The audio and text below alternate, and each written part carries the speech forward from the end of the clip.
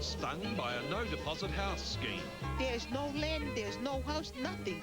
And Air New Zealand's new low fares. Yeah, it just gutted me.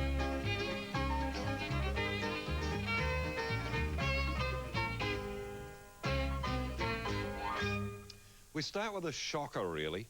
Nasty business all round.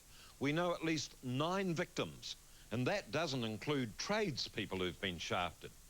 Behind it all, Muhammad Ayub, although he also uses the name Muhammad Khalil. Watch out for this guy. He's racked up hundreds of thousands of dollars in unpaid debts. Hannah Wallace has our lead story. We were going to build our dream home here.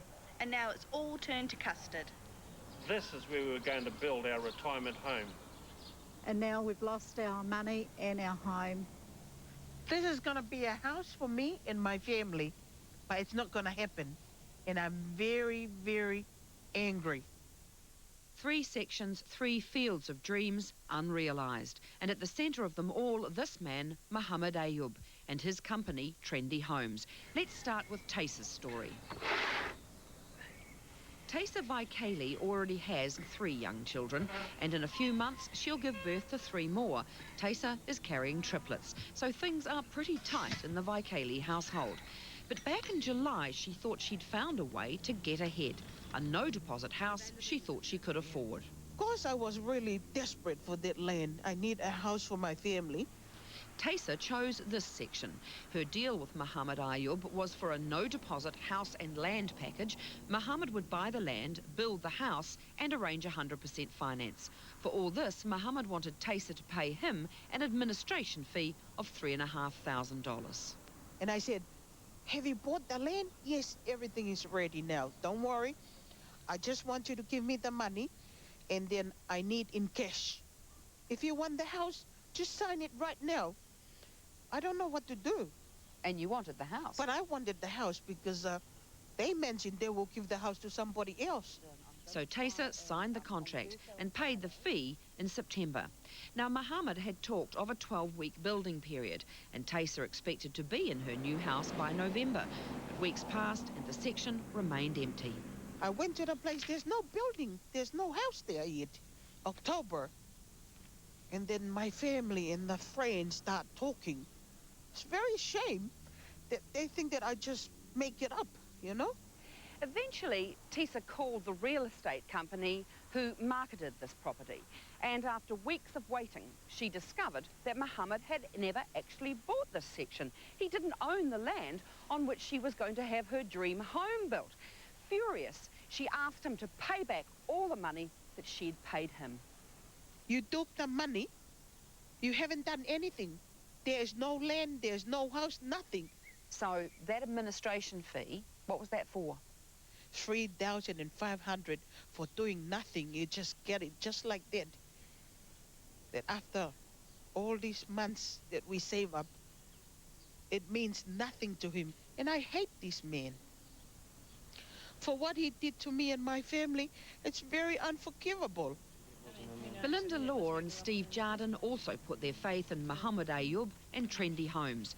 They chose a section, paid the $3,500 admin fee, signed up for the no-deposit 100% finance deal. In September, Muhammad told them it was all go. He said 12 weeks that you'll be ready. And that was, when did we do it? In September. 6th of September. Yeah, so December, we were thinking, Nate, we'll be in for Christmas. But weeks passed and no house. Eventually, this couple also bypassed Muhammad and rang the real estate agent direct. And they too discovered that Trendy Homes did not own the section.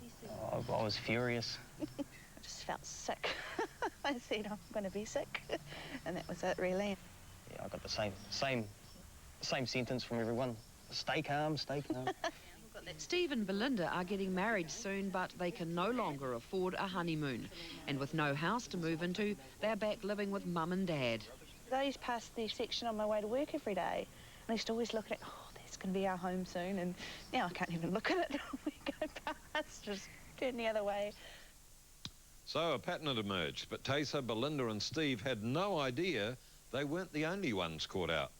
Until another couple, John and Tina Brody, got stung, got angry and got organised. Well, we were going down there every day looking and nothing was happening. Tina and John Brodie with a familiar story. They chose this property, and again, weeks after signing with Trendy Homes, they discovered Mohammed hadn't actually bought the section. They cancelled their contract. He'd also was expecting money, more money, which I didn't want to give any more money over. I said to him there would be no way I'd allow him to build a house for us, because I'd never know whether the house would be finished. And so whereabouts was your section? When John and Tina got talking to other Trendy Homes clients, they discovered they'd been a bit lucky. They'd only paid part of their admin fee, just $1,100. Well, that was the same thing that happened with us. They decided it was time to act. I am worried about the money, because it is my money, but I was more concerned with the people that he had hurt along the way and the devastation that I saw from people's experiences with Mohammed at Trendy Homes. That's what prompted me to do something about it and call a public meeting. At that meeting, others who'd had similar experiences to Tina and John, Taysa and Steve and Belinda, people who'd lost their money and their dreams to Trendy Homes. We will not let our community become a place of unfair behaviour and rip-off artists. Does this cost you in... Others, like Trevor McCoy, sold product or services to Mohammed Ayub or one of his several companies, and many are still waiting to be paid. Each one of us is a victim here, and we're bloody gullible because we let this happen. And it's going to stop. MP and lawyer Dale Jones promised the meeting that he'd investigate the legality of some of Mohammed Ayub's activities. I know there are people here tonight who are experienced businessmen who have been caught by this person. So if you're not an experienced businessman and you've been caught by this person, well, you're in very good company. For Taysa, Belinda and Steve, and Tina and John, it's hugely important to share their experiences. If we do nothing, then nothing will happen, and that's for sure. After seeing everyone that's involved in this similar situation, just to see something done about him, just to close him down so he can't do this to anyone else. And for Taysa, there's still the desperate need to try and get her money back. I sacrificed myself and my family to save up that money. And now we've got no house. I have to start from scratch. And I have to follow, you know. I don't know what's going to happen to me now. So what does Mohammed Ayub have to say about all this? He sent us a written response through his lawyer containing these points. Mohammed Ayub attempts to get people into homes with little or no deposit. Financing arrangements are made to make that happen. In the cases of Fair Go's complainants, the agreements were conditional upon finance, and finance was approved. Because finance was approved, that means the administration fee is payable. Because the agreements were subsequently unlawfully cancelled by Fair Go's complainants, no refund. As for not buying the sections, Mohammed Ayub says acquisition of the land before settlement is not a requirement. Settlement and building can take place at the same time. As for the promises of getting Taysa and Steve and Belinda into their homes before Christmas, Mohammed Ayub says he never made such promises. Mohammed Ayub sees no reason to disclose his financial position to Fair Go. The written statement still left questions unanswered about Mohammed Ayub's business dealings, so Hannah attempted to track him down at home.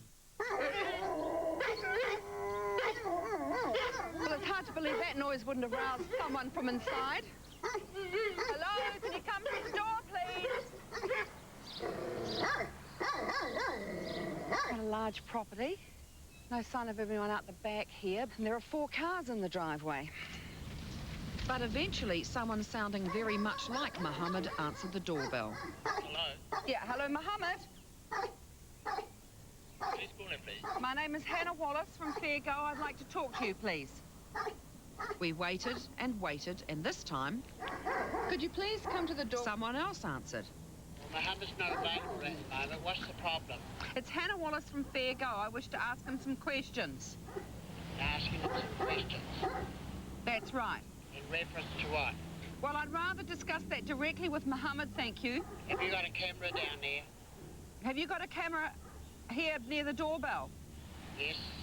You have? Yes. Okay. So that makes us even then, does it? Well, you're on private property. It doesn't make it even at all. Well, we're on private property, but we're not trespassing at this point. Okay, so he is inside and he won't come out. It's not a case of not coming out. It's a case of you having a camera there. So will he talk to me if we stop filming? We will talk to you if it's in private, yes. Again, we waited. 5 minutes, 10 minutes passed. We tried to tell Mohammed what we wanted. These people deserve a refund. There was a clear promise, a clear contractual obligation to buy those properties, and none of those properties were ever owned by Mohammed. Then just silence. Have you just stopped talking to me now? And they had, so we left. Mohammed Ayub seemed pretty reluctant to appear on camera, but Hannah, what have you found out about his companies? Well, Mohammed and his wife Shanaz are involved in various companies working in the building and construction areas. Mohammed also uses the name Khalil as a surname, as you mentioned before. His wife is known as Shanaz Ayub, but she's also known as Shanaz Begum and Shanaz Rafiq.